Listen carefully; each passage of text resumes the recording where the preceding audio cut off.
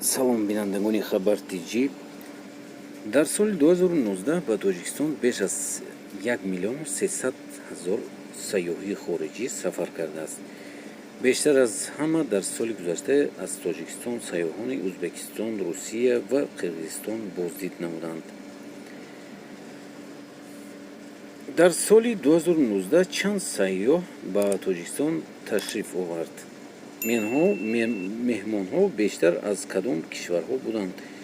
Ӯзбекистон 733153 нафар, Россия 157910 нафар, Қирғизистон 68788 нафар, Қазоқистон 13933 нафар, Афғонистон 8827 нафар.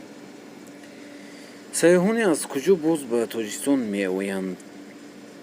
масалан Чин, Туркия, Соединённые Штаты Америка, Олмон, Ҳиндустон, Украина, Британия Кабир, Беларус, Туркменистон, Фаронса, Италия, Ҷапон, Молдова, Кореяи Ҷанубӣ ва Канада. дар соли 2019 ба Тоҷикистон беш аз 1 миллион 300 ҳазор нафар шаҳрвандони хориҷӣ ворид шуданд ва беш аз 1 миллион нафар аз ин шумор ба Тоҷикистон ҳамчун сайёҳ ворид шудааст. нисбат ба соли 2018 ин арқом беш аз 20% афзоиш ёфтааст.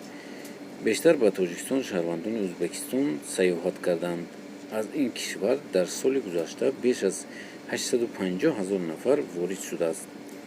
дар ҷойи дуввум Русия қарор дорад.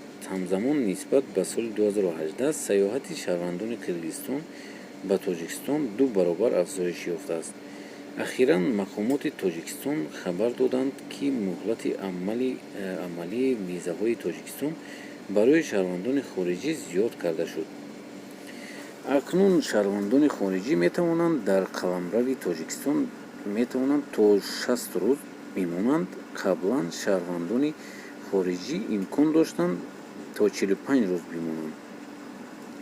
ёддошт мешавем, ки пештар раиси ҷумҳурии Тоҷикистон Эмомалӣ Раҳмон дар паёми худ ба парлумони кишвар таъкид карда буд, ки ширкатҳои сайёҳии ҷумҳурӣ бояд сатҳи хизматрасониро барои сайёҳони хориҷӣ беҳтар намоянд. ва имрӯз хеле ки мебинед, Тоҷикистон хеле пешрафта истодааст ва хеле шукуфта истодааст. шаҳрҳо, боғҳо, домҳои баланд сохта истоданд ва Тоҷикистон ба пеш рафта истодааст. мо ҳама хеле хурсандем.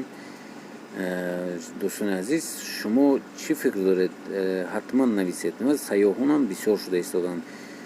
худо хоҳад дар соли то 2030 сол ман боварӣ дорам, ки Тоҷикистон хеле 50% бисёртар мешавад. боз ҳам шумо чӣ фикр доред? ҳатман нависед.